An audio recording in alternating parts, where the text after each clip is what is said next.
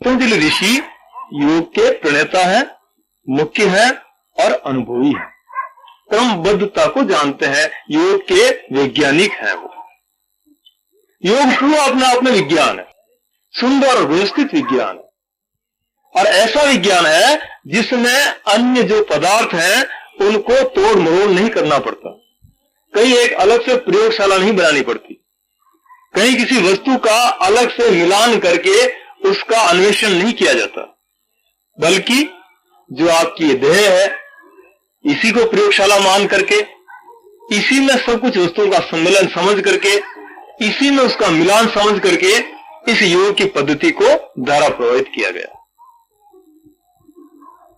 तो सबसे बड़ी सुविधा ये कि हम हमारे देह यंत्र को समझें। इस देह यंत्र को समझे बिना यदि थोती बातों में, इधर उधर की बातों में, बेकार की बातों में समय चला गया तो ये देह यंत्र जो अमूल्य है वो बेकार हो गया। इसलिए इस देह यंत्र को मूल्यवान बताते हुए पतंजलि ऋषि ने वैज्ञानिक ढंग से परीक्षण करके निष्कर्ष निकाला कि जो ब्रह्मांड में नहीं है, वैसे तो पिंड और ब्रह्मांड एक ही बात है, लेकिन उससे भी विशेष है, ये जो बात दिखाई दे रहा है उससे भी अधिक महत्व रखता है हमारी देह, हमारा देह यंत्र। इस विशेषता को कहते हुए वेद कहते हैं कि देवता भी इस यंत्र को पाने के लिए तरसते हैं। मानव देह इतनी मूल्यवान है, विकारों का भूत सवार हो जाता है, उससे ये बिखर जाती है, टूट फूट हो जाती है, डावाडोल हो जाती है। इतनी मेहनत करके सृष्टा ने जो देह बनाई, जो यंत्र बनाया, जो उपकरण हमें दिया, उसका दुरुपयोग हम विकार में ग्रस्त होकर के कर लेते हैं। यही हमारी कमी है, यही भूल है। और मैं इससे थोड़ा सा आगे चलकर कहूंगा तो यही पाप है, और पाप नहीं है। और पाप की जो हम भाषाएं देते हैं वो मन को सिर्फ जो है दिलासा देने के लिए है। देह यंत्र को नहीं समझना ही पाप है, देह यंत्र को समझ करके उपयोग में लेना ही पुण्य है। ये योग की भाषा है, योग ऐसे ही बताता है। तो आपके पास ये जो देह यंत्र मिल गया है, सबसे पहले तो इस बात का धन्यवाद दो परमात्मा को कि तुमने ऐसा यंत्र मुझे उपलब्ध करवाया। और मनुष्य कहलाने के अधिकारी भी हम तभी हैं जब इस देह यंत्र को उपयोग करते हुए उस मन से उच्चता प्राप्त कर लें, मन से ऊपर उठ जाए, मन उच्च मनुष्य। मन से नीचे दब गए तो हम पशु हैं, मन से ऊपर उठ गए तो हम मनुष्य हैं। मनुष्य भी अभी पूरे नहीं है, सिर्फ एक छाप लगी हुई है इस आकार की वजह से, लेकिन मनुष्यता हमने नहीं है। मनुष्यता तभी आएगी जब हम इस देह यंत्र। पशु का एक अर्थ है जो पाशों से बंधा हुआ है, पाश कहते हैं रस्सी को, रस्सी से जो बंधा हुआ है, रस्सी के खिंचाव में जो भटक रहा है, रस्सी से जो डावाडोल हो रहा है, रस्सी के बंधन में जो है वो पशु है। इसलिए शिव का एक नाम पशुपतिनाथ भी है। जितने भी जीव हैं जो बंधे हुए हैं, उसका जो नाथ है वो पशुपतिनाथ शिव। भूतनाथ भी कहते हैं उसको। भूत का मतलब पंचभूत जो शरीर है, उसका जो नाथ है वो शिव। और शिव का अर्थ है कल्याण। शिव कोई मूर्ति मंत्र नहीं है, शिव कोई आकार में नहीं है, शिव का सीधा अर्थ है कल्याण। शिवमस्तु। कहीं भी आशीर्वाद देते हैं हम, वेदों में देते हैं या कहीं यज्ञ हवन होते हैं तो उसमें यही कहते हैं कि शिवमस्तु, तुम्हारा कल्याण हो। तो एक संकेत है शिव शब्द, आकार नहीं है। तो जो पशुपतिनाथ है उसको जानने के लिए इस पशुता से छूटना पड़ेगा, मन से ऊपर उठना पड़ेगा, तब जाकर के पशुपतिनाथ के दर्शन होंगे। नहीं तो पशु बन करके रह जाएंगे, भटकते रहेंगे। और जो पाश बंधी हुई है, जो रस्सियां बंधी हुई है, उसको संतों ने, वेदों ने, योगियों ने तीन गुणात्मक बताई है। सत्व, रज और तम, तीन गुण की जो रस्सी है उस मजबूत रस्सी से जीव बंधा हुआ है। विकारों का माध्यम है तीन गुण। ये तीनों गुण विकारों को लेकर के और जीव तक पहुंचाते हैं। जीव उसके रस और राग में फंस जाता है और उस बंधन में हरदम घूमता रहता है, अभ्यस्त हो जाता है, आतन हो जाता है। आतन मजबूर होकर के उस बंधन को भी जैसे तैसे निभाता है। होता तो दुखी है, छूटना तो चाहता है, लेकिन उपाय नहीं खोजता है। अन्य पशुओं को देख करके वो भी देखता है कि जीवन ऐसे होता होगा। ये उसके हालात। इस हालात को समझने के लिए हमें मन से ऊपर उठना होगा, और मन से जो हम ऊपर उठेंगे तभी मनुष्यता सार्थक होगी। और इसी मनुष्यता को सार्थक करने के लिए हमारे संतों ने बड़ी गहरी खोजबीन की है इस देह यंत्र को समझने के लिए। ये विकार हमारे इस देह को खा रहे हैं। हम समझते हैं कि इतना हमने भोग कर लिया, इतना हम भोक्ता बन गए, इतना हमने रस जो है स्वाद चख लिया, इतनी आंखों से, इन दृष्टियों से इतनी इतनी चीजों को देख लिया, कान से बहुत अच्छे से राग रंग सुने, नाक से अच्छे से सुगंध ली, लेकिन ये जितने भी भोग हुए पदार्थ हैं ये उल्टा इस देह यंत्र को भोग रहे हैं, इस देह यंत्र को ढीला कर रहे हैं, इस देह यंत्र को तोड़ फोड़ रहे हैं। ये हमें भुगत रहे हैं, हम उनको नहीं भुगत रहे। तो ये तोड़ फोड़ कब रुक सकती है? जब हम मन से थोड़ा ऊपर उठ जाए, होकर के सावधान होकर के स्थिर हो जाओ एकांत में। एकांत पैदा किया जाता है, होता नहीं है। समझे इस बात को? अभी आप यहां बैठे हैं, हो सकता है आप भीड़ में हो सकता है आप घर पे हो सकता है आप काम में हो सकता है आप किसी योजना में हो, किसी प्लानिंग में हो। इसका मतलब आप भीड़ में है, एकांत में नहीं है। एकांत तब आपको अनुभूत होगा, आपको मालूम होगा कि मैं अकेला बैठा हूं, मेरे आसपास कुछ नहीं है, मैं कहां हूं, खोए खोए से हो जाओगे। एक विधेय अवस्था सी लहर आने लग जाएगी, तब एकांत उपलब्ध होगा। और उस एकांत में ही चेतना की चौकसी है, सावधानी है, पहरेदारी है। उसमें आप इस प्रयोगशाला में प्रवेश कर सकते हो, वरना नहीं। वरना तो ये जितने भी उहापोह है, जितनी भी चंचलता है, जितने भी भटकाव है, आपके सब दरवाजे रोके हुए, रुके रह जाएंगे। दरवाजे पर सर पटक करके फिर निकल जाएंगे, सावधान नहीं। तो निरंतरता बनी रहनी चाहिए, सावधानी जरूरी है। थोड़ा सा चूके कि दरवाजा चूके। एक कहानी है छोटी सी, इसी संदर्भ में, वो उपयुक्त है। एक अंधा व्यक्ति, उसने सुना कि कहीं कोई महात्मा रहते हैं, उनके हाथों का अगर आंखों पर स्पर्श हो जाए तो वो आंखें देखने लग जाती। ऐसा उसने सुना, और सुन करके पता लगाते लगाते वो उस स्थान पर भी पहुंच गया।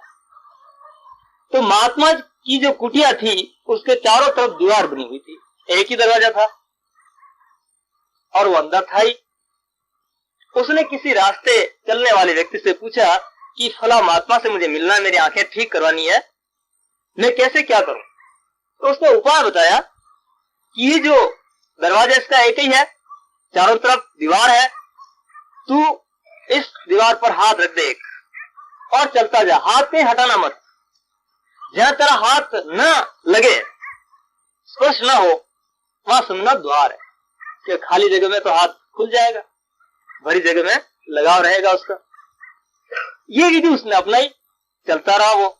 लेकिन संयोग वो क्या होता है कि दरवाजे से 2 फीट दूर रहता है वो, और खुजाल चलती है सिर पे उसके, तो चलता भी जाता है और खुजलता भी जाता है। द्वार छूट जाता है, फिर हाथ लगाता है, फिर दीवार आ जाती है। द्वार छूट गया, दीवार आ गई, फिर घुमा, फिर खुजाल आई, द्वार आते ही फिर द्वार छूट गया, फिर जो है दीवार आ गई। ऐसा हमारे जीवन में भी हो रहा है बार बार। द्वार छूटते जाते हैं, दीवार आती जाती है, हम घूमते जाते हैं, घूमते जाते हैं। यही भटका है और क्या, ये जन्म मरण है, यही सुख दुख है। तो ये खुजाल दुख दे रही है हमें। खुजाल क्या है? मैं भी थोड़ा जानता हूँ ज्ञान ध्यान के बारे में, आओ बात कर लो। मैं भी भजन जानता हूँ, रामायण की कुछ चौपाइयां मैं भी जानता हूँ, श्लोक मैंने भी पढ़े हैं, मैंने बहुत बहुत पूजा पाठ की है, हवन ये करवा सकता हूँ मैंने इतनी मालाएं हमेशा जपता हूँ मैं। ये सब खुजाल है। या फिर ये धार्मिक खुजाल है। और सांसारिक खुजाल फिर अलग है। बैठे हैं यहाँ, देखा देखी बैठे हैं, भागे तो भागे का, इतने लोग क्या कहेंगे। मन जरूर जा रहा है घर की तरफ या संसार की तरफ, लेकिन क्या करें, फंस गए, बैठना ही पड़ेगा। ये सांसारिक खुजाल है। खुजाल अनेक प्रकार की है, अनेक प्रकार की जो है अनेक तरह से अलग अलग जगह पे चलती है। और उस खुजाल में द्वार छूट जाता है, फिर वही दीवार की टक्कर चलते रहते हैं। हम कहते हैं आया क्यों नहीं द्वार, गए क्यों नहीं अंदर, आंखें खुली क्यों नहीं, कैसे खुली? तो करना क्या है हमें? कर चौकस चेतन की चौकी। फिर उस भजन पर आ रहे हैं। चौकस होकर के, चेतन होकर के ऐसी चौकी लगा दे तुम, ऐसा सावधान हो जा कि चाहे कुछ भी हो लेकिन अपने उस उसूल से नहीं हटे, उस निरंतरता से नहीं हटे, उस नियम से नहीं हटे। जो लक्ष्य दृढ़ कर लिया बस। योग का मतलब ये, इसीलिए योग का एक नाम हठ योग भी निकला। योग के अनेक प्रकार है, लय योग है, शब्द योग है, सूरत योग है, मनोयोग है, इस तरह का एक हठ योग भी निकला। हठ योग जिस पर पूरा नाथ संप्रदाय चला था, जिसका अच्छा प्रचार गोरखनाथ ने किया था, हठ योगी कहलाते थे वो। तो इस भजन में भी ये संकेत मिलता है कि दृढ़ता से जब तक तू नहीं चलेगा तब तक ये मन तुझे डाउनलोड कर देगा। विकारों की इसके पास बहुत लंबी चौड़ी फौज है, लंबी चौड़ी सेना है, कहीं न कहीं कुछ न कुछ कुचर पुचर चला ही देगा और तुझे भटकाव में ले जाएगा। फिर आते हैं किस्से पर, अपन कहानी पर। तो उस व्यक्ति ने 2-3 चक्कर लगा लिए अंदर ने, और फिर वो व्यक्ति वापस मिला रास्ता बताने वाला। उसने कहा बाबा जी अभी तक गए नहीं अंदर, क्या बात है? कि जाए कहां, दरवाजा हो तो जाए, दरवाजा ही नहीं है। अरे ऐसा हो नहीं सकता, मुझे तो दिख रहा है दरवाजा, तुम कहीं कहीं भूल कर रहे हो। मैंने कहा कहीं भूल नहीं करता हूं। विकारशील व्यक्ति जिद्दी भी होता है, हट अलग बात है, जिद अलग बात है। हट का एक मार्मिक शब्द हम निकाले तो ह जो है सूर्य स्वर को कहते हैं और ठ चंद्र स्वर को कहते हैं। दोनों का जो मिलान है वो सुषुम्ना है। सुषुम्ना का संतों नाम सुखमना भी कहा है, जो मन को सुख दे वही सुखमना। हट शब्द अलग है, जिद शब्द अलग है। जिद का मतलब अपना मेवाड़ी में कहते भाई उनको पूछ लो, पकड़ ली तो बोले लाता खाई रहे हो तो छोड़े नहीं, वह जिद। लेकिन विचार से, विवेक से सही परीक्षण करके उसको दृढ़ता से पकड़ लेना कि ये जब तक लक्ष्य नहीं मिलेगा तब तक मैं इससे हटूंगा नहीं, ऐसी दृढ़ता जो है वो हटी होगी है। मन के साथ हट करना पड़ेगा कुछ समय के लिए, जब अनुकूल हो जाएगा तब तो कोई बात नहीं, परम मित्र हो जाएगा ये। इसलिए कहा एक दोहे में कि मन के हारे हार है, मन के जीते जीत, मन ही वेरी आपनो, मन ही आपनो मीत। ये दुश्मन भी है तो मित्र भी है, दोनों बातें हैं। अगर आपने जिद कर ली इसके साथ तो दुश्मन है, और इसके साथ थोड़ा तालमेल बिठा लिया तो इसके जैसा मित्र और कोई नहीं है। मन है मनुष्याणाम कारणम बंध मोक्षयो, मन ही मनुष्य के बंधन और मुक्ति का कारण है। कारण तो कोई खास बात, वजह की बातें होगी, मन ही कारण है। मन चाहे तो बंधन में डाल दे, मन चाहे तो मुक्त कर दे। सब मन का खेल है। ये मन बड़ा विचित्र है। ये जितना भी आपको दिखाई दे रहा है ये सब मन की ही लीला है। फिर उस किस्से पर आते हैं अपन। तो उसने बताया कि भैया दरवाजा तो है लेकिन तू कहीं कहीं चूक कर रहा है। तो उसने कहा कि कहां चूक कर रहा हूं, आप ही बताओ। कि कहीं कहीं हाथ हटा लेता है तू, निरंतरता नहीं है तुझमें। निरंतरता जब तक नहीं होती, योग का ये योग की शर्त है निरंतरता, लगातार एक धारावत। जब तक तू लगातार नहीं रहेगा, उसके साथ संयोग नहीं होगा तेरा, तब तक द्वार तुझे नहीं मिलेगा। फिर उसने याद किया, चिंतन किया, मनन किया, सोचा कहां भूल हो रही है मुझसे। उसने विचार किया कि हाँ एक जगह मेरा हाथ हटता है, जहां खुजाल चलती है मेरे सिर में, वहां मैं हाथ हटा लेता हूं कि बस वही तो दरवाजा है। बड़ी मार्मिक बात है ये। जिस वक्त आपका मन विचलित होता है, आप समझो कि वही घड़ी थी, चूक गए। बिजली चमकी, मोती अगर आ गया तो आ गया, फिर क्या पता कब चमके। वही घड़ी थी और उसी घड़ी को आप चुका दिया उसने।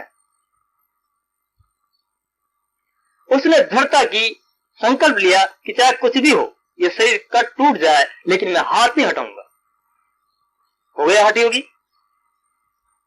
चौथा चक्कर जो उसने लगाया, दरवाजा मिल गया, भीतर चला गया, आंखें भी खुल गई, आनंद हो गया। हमारी आंखें जब खोलनी है तो हमें भी जो है, ये जो गढ़ बना हुआ है देह का, इसमें प्रवेश करने के लिए दृढ़ता जरूरी है। मजबूत हम नहीं होंगे तो उस अंधे की तरह चक्कर लगाते रहेंगे, थक जाएंगे अलग से, और अविश्वास ही पैदा हो जाएगा फिर धीरे धीरे कि दरवाजा है ही नहीं, बेकार दौड़ लगानी। कितनी दौड़ लगाएगा वो? 3-4 बार चक्कर काटेगा, फिर चला जाएगा। अंधे ठीक है, ऐसे तो कम से कम थकेंगे तो नहीं, दौड़ेंगे तो नहीं। ये अविश्वास उसमें पैदा हो जाएगा और वो से भाग जाता है अध्यात्म से, इसीलिए कि बेकार की माथा बच्ची की, कुछ मिला नहीं, कुछ नहीं, और गर्दंधे से भी बेकार हुए हैं, और बाल बच्चों ने भी कुछ कहा, पत्नी ने भी कुछ कहा, समाज वालों ने कुछ कहा, मिला तो कुछ है नहीं। छोटी बातें हैं, अंगूर खट्टे हैं, लोमड़ी वाली बात हो जाती है, क्योंकि उतना जंप नहीं लगा पाई वो। तो योग में कुशल होने के लिए निरंतरता बहुत ही जरूरी है। भजन पर आते हैं अपन, कर चौकत चेतन की चूकी। अब ऐसा चेतन होकर के करे क्या हो? तो बताया कि अर्ध ऊर्ध्व सुलझाया।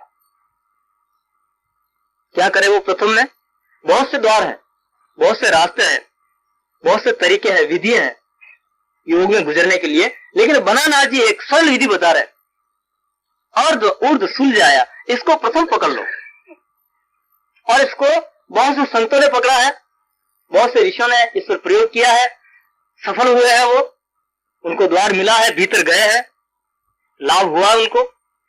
इसलिए ये बात ज्यादा प्रामाणिक है और सरल भी है, सहज भी है, कोई करना चाहे तो। अर्ध ऊर्ध्व सुलझाया, इसको थोड़ा समझ ले अपन। अर्ध ऊर्ध्व वैसे संस्कृत शब्द है, संस्कृत के, लेकिन हिंदी में इसका रूपांतरण करें तो अर्ध का मतलब होता है जो भीतर जा रहा है, ऊर्ध्व का मतलब जो ऊपर उठ रहा है। ऊर्ध्व गति, ऊपर की ओर उठना और भीतर की ओर जाना। क्या जा रहा है भीतर और ऊपर? हमारा श्वास। हम जहां बैठे बैठे श्वास ले रहे हैं, ये एक बार भीतर जा रहा है, एक बार ऊपर उठ करके बाहर निकल रहा है। अर्ध और ऊर्ध्व इसकी गति, ये गति ही हमारा जीवन है, इसी से देह यंत्र चल रहा है। ये अर्ध ऊर्ध्व करना बंद कर दे तो हमारा हलन चलन भी बंद हो जाए, पूरी बॉडी जाम हो जाए, मृत घोषित कर देते हैं लोग। इस श्वास के ऊपर ही पूरा दारोमदार चल रहा है। इसे एक विधि को ले रहे हैं अपन, अनेक विधि है मैंने आपको बताया, तो उसमें से एक विधि को ले रहे हैं श्वास की, वजन के अनुसार योग पद्धति में, कि अर्ध ऊर्ध्व को जिसने सुलझा दिया। सुलझाने का मतलब क्या? उलझा हुआ है। हाँ, उलझा हुआ भी है, क्योंकि ये जब सुलझ जाएगा तो इसमें एक आनंद की लहर उठनी चाहिए, एक शांति की धारा होनी चाहिए, एक समता होनी चाहिए, बैलेंस होना चाहिए। बैलेंस नहीं, अनबैलेंस है। श्वास के साथ में हमारी मन की गतिविधि भी बदलती है। कभी ट्राई करके देखना आप, कोई क्रोधित आदमी, उसका श्वास देखना, बड़ा तेजी से चलता है और गर्म होता है। एक आदमी को नींद नहीं आ रही है, उसका श्वास टेढ़ा मेढ़ा उतला पुतला चलता है, करवटें बदलता है, वो सो नहीं पाता है, क्योंकि मन की गति भी वैसी हो गई। जो शांति से सोया हुआ है, लंबा श्वास चल रहा है उसका, और धीमी गति से एक बैलेंस में चल रहा है, गहरी नींद में सोया हुआ है। श्वास बदला, मन बदला। श्वास और मन का एक कनेक्शन है, एक जोड़ है। मन बदले तो श्वास बदल जाए। मन में क्रोध आ गया, श्वास बदल गया, उथल पुथल होने लग गई। मन में शांति आ गई, श्वास धीमा हो गया। या फिर श्वास को धीमा कर लो, मन शांत हो जाएगा। या तो उधर से पकड़ो या इधर से पकड़ो, एक को ठीक कर लो, दूसरा अपने आप ठीक होगा। देह यंत्र की बात कर रहे हैं अपन, इस शरीर की बात। शरीर में श्वास मुख्य है। तो भजन में बताया है कि कर चौकत चेतन की चौकी अर्ध ऊर्ध सुलझाया। सुलझाने का मतलब इसको इस बैलेंस में लाओ, इस तौर तरीके में लाओ कि आपको सुख अनुभूत हो, आपको अच्छा लगे, आपके मन में उलझन न रहे, उहापोह न रहे, दौड़ धूप न रहे, व्यग्रता न रहे, दुख न रहे, चिंता न रहे, एक शांति की फुहार बनी रहे, एक रस बने रहो, आप समता में बने रहो। और समता में बने हुए हो या नहीं हो ये तो मन कह देगा आपका। हर एक का मन कहता है, अगर थोड़ा सा निरीक्षण किया जाए तो, कि मैं अभी, मेरा मन ठीक नहीं है, मेरा मूड ऑफ है, व्याकुल दशा है मेरी, है? अब मैं ठीक हूं, कहते नहीं कहता पर। तो मन की दशा तो हमें मालूम हो जाती है। उसी प्रकार से श्वास को बनाना जी कह रहे हैं कि इसको अगर बराबर वैज्ञानिक ढंग से लेवल पर लिया जाए तो मन भी आपका ठीक होगा और वो मन ठीक तरह के संकेत इस देह में छोड़ता रहेगा। आपको सुख की अनुभूति होगी, सुख आपके पास है, लेकिन उसको अनुभूत करने का तरीका आप हम भूल गए। छोटे बच्चे को देखिए, छोटा बच्चा वो जो श्वास लेता है उसकी नाभि पूरी ऊपर नीचे होती है। नाभि जो है ये नाभि डूटी के वह ठीक ऊपर नीचे है।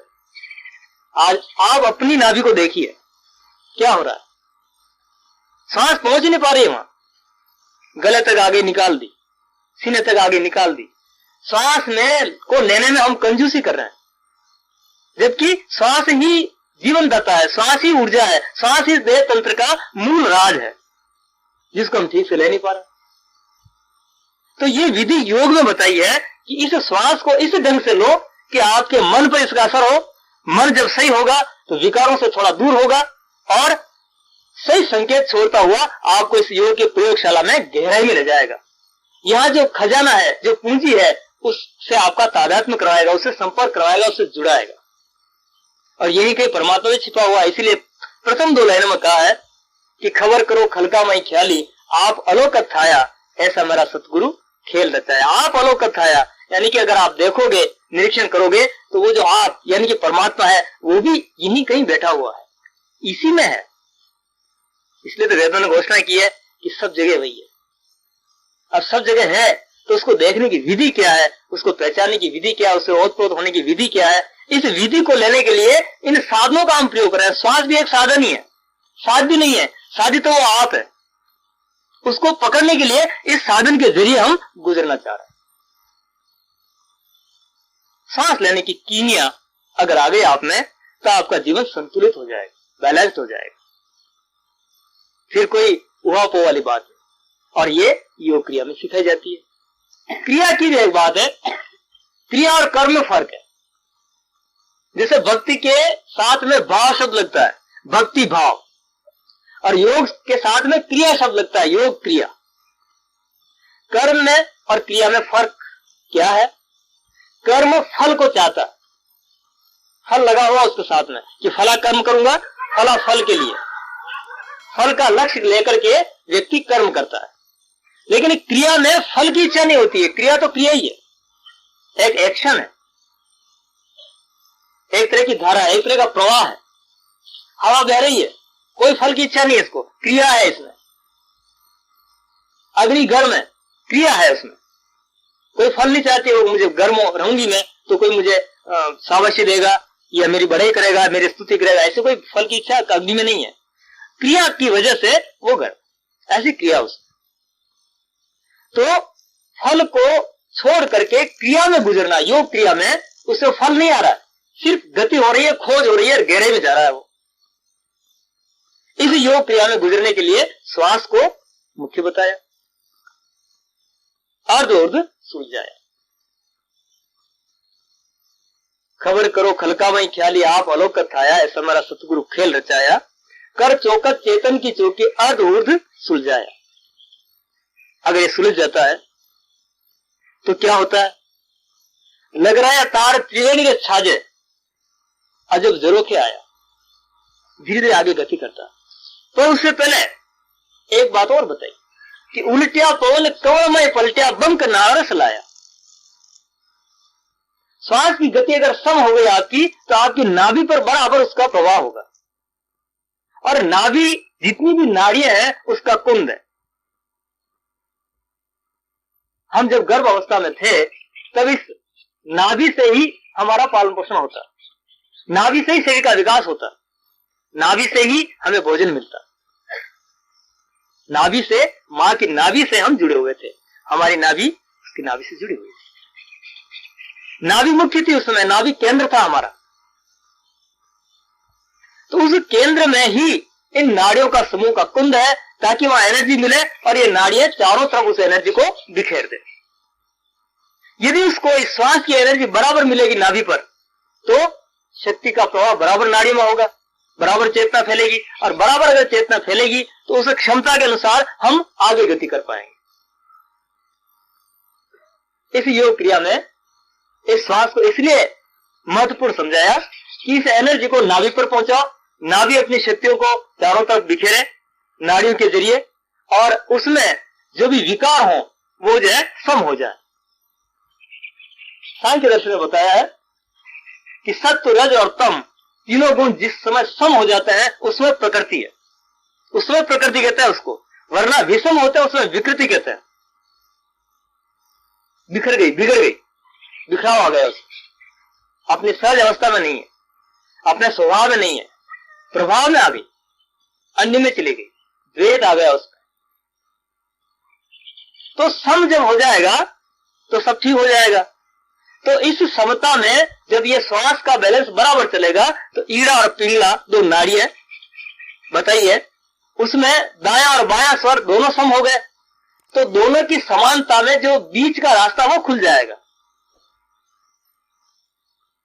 और बीच का पथ ही परमात्मा की ओर ले जाता है। योग मध्यम पथ की ओर ले जाने के लिए ही क्रियावान है। इधर एक पथ आपका भक्ति है, उधर एक पथ ज्ञान है, और बीच का मार्ग है योग, बीच का पथ खोलता है। बुद्ध ने भी कहा था सम्यक मार्ग, न कम न ज्यादा, अधिक वाली बात है, उसमें जो चलता रहा वो आगे बढ़ जाता है, कम वाला भी पीछे रह जाता है, अति वाला भी भूल कर बैठता है, घबरा जाता है, और जो मध्यम श्रेणी में बैलेंस में आ गया वो धीरे धीरे बढ़ता हुआ अपने गंतव्य स्थान को प्राप्त कर लेता है। तो ये कब आएगा? जब हमारे भाव पैदा होंगे, जिज्ञासा में हम आएंगे, भक्ति की बात कर रहे हैं, जिज्ञासा हमने पैदा होगी, भाव जागृत होंगे, तब जाकर के हम इस खोज में उतरेंगे कि आखिर वो कहां है, तब योग आएगा, और योग में धीरे धीरे बढ़ते बढ़ते आगे बढ़ेंगे। तो इस श्वास को पहले मुख्यतया उन्होंने बताया, कबीर जी ने इसका नाम अजपा जाप रखा। कबीर जी ने क्या कहा इसको? अजपा जाप, जिसको जपना ना पड़े फिर भी जप चल रहा है, ऐसा जाप। इस जाप पर अगर थोड़ा ध्यान दिया जाए तो ये सम हो जाता है, और सम होने के बाद में शांति को उपलब्ध कराता है। इस योग के ऊपर, इस विषय पर, इस संदर्भ में कोई प्रश्न?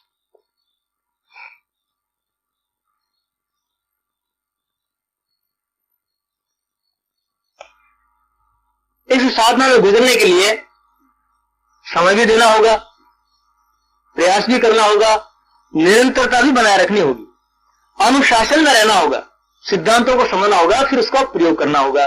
प्रयोग के बाद में क्या अनुभूतियां होती है उनकी रूपरेखा तैयार करनी होगी, उस अनुभूतियों के बाद में कौन कौन से स्टेप फिर आगे मिलेगी, इस तरह की क्रमिक व्यवस्था होगी, तो जाकर के कहीं अपने गंतव्य स्थान को हम छू लेंगे। और ये करेंगे तभी मैंने आपको बताया था कि ये मनुष्य जन्म सार्थक है, वरना हम क्या है?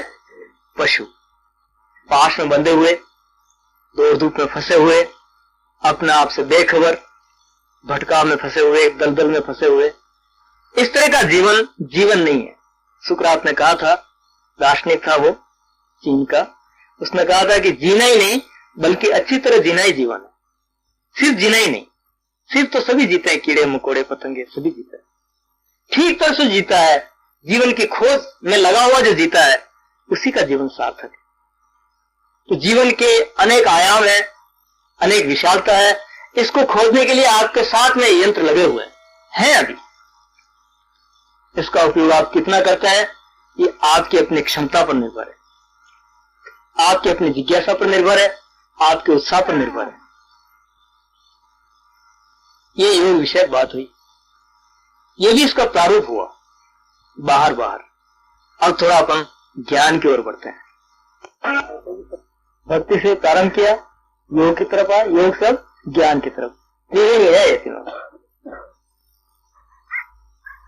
भक्ति में एक मार्मिक शब्द कहा था कबीर जी ने, नैना अंदर आओ तो पलक ढापी तो ले आऊं, ना मैं देखूं और को ना तो देखन दे।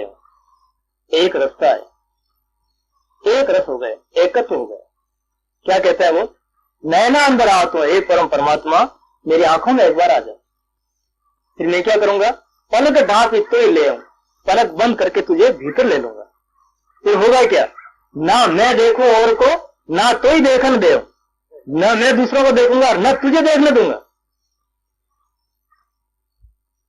एकत्व हो गया। एकत्व कब होता है? धीरे धीरे प्रयास करते हुए, क्रमबद्ध रूप से। क्रमबद्ध का बताइए कबीर जी ने, संत शिरोमणि कबीर, उन्होंने बताया है कि मेरो मन सुमिरे राम को, सुमिरन बताया, मेरो मन सुमिरे राम को। अब सुमिरन आगे बढ़ गया, परिपक्व हो गया, तो मेरो मन राम ही माई। दोहे में 4 लाइनें कोमा कोमा लग करके होती है, जैसे 2 लाइनें होती है, लेकिन बीच में कोमा लगने से 4 भाग हो जाते हैं उसके। तो इस एक दोहे में कितना सार भर दिया उन्होंने। मेरो मन सुमिरे राम को, मेरो मन राम ही माई, अब मन राम ही रह गयो, शीश नवाऊं काई। अब किसको शीश दिखाऊं? वेद खत्म हो गया।